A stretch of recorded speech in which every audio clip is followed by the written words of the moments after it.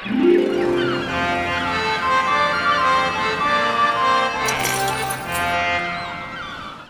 there, artistcaleb here. Let's take a fast look at Afterfall InSanity Extended Edition. They call it insanity because you will go insane trying to get this thing to work on your PC. I had to search the forums for hours before finding a fix. Finally I found it.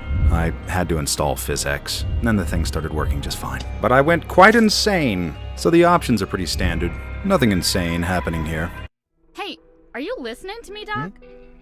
Sorry, I might have missed something. So I guess this depends on where you live on the planet. But for me, there's this instant European feel right when you start the game up. And I love that. But similar to some European horror movies, like that European horror movie High Lane, you could almost be fooled that everybody was American until you heard that one phrase, "Yeah, I totally wanted to have sex on her," that makes you go, "I don't think you're from around here, are you?" I noticed right away that the graphics are actually quite nice. A lot of attention to detail. A lot of love was put into this. I've always been a sucker for graphics. Ooh, and pianos. A piano. Let's see, let's play this thing. Play it? Let's see. Hit the action button, play it. No? But we can play the radio. Yeah, listen to those fat future beats. In what can only be described as a bold new move, the developers went with a PDA as our user interface. Well, I'm not knocking it. Whatever works, right? Yes, Dr. Tokai here, but... You're a shrink, aren't you? One of the reasons why the game received bad scores back when it came out was that the voice acting was really bland. Like, it wasn't that good at all. Normally, I don't give a flying rat's rear end what IGN thinks of a game, but in this case, I'd have to agree. It's pretty bad. I mean, take a look at this.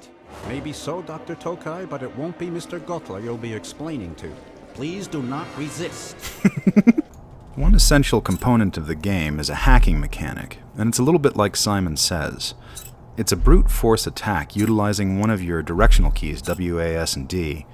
I found it to be a little bit difficult, actually, especially as the complexity ramped up later in the game. While not as intuitive as some hacking puzzles I have seen, I don't think that it's a deal breaker. You also use your PDA as an objective indicator, and that's pretty cool, but you can't walk any faster or run while using it.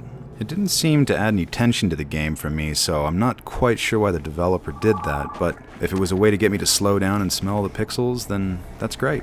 Wow, it's the new Slug 3000. You gotta check out the new fan technology. It's just like the old fan technology. Welcome to Black Mesa, Gordon. My fingers smell a little bit like bologna. I need a little pick-me-up. I'll get some AIDS.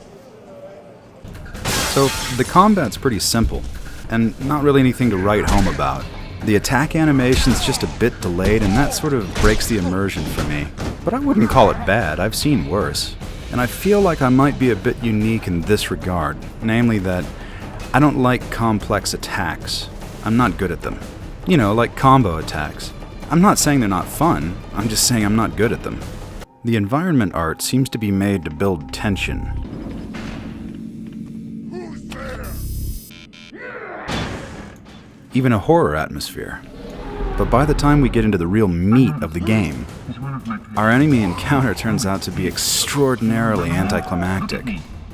I mean, we've got our monster here, and he's like, what, a zombie, right? But what does our main character try to do? Our hero tries to have a counseling session with the zombie, and then anesthetizes the soldier trying to neutralize the threat.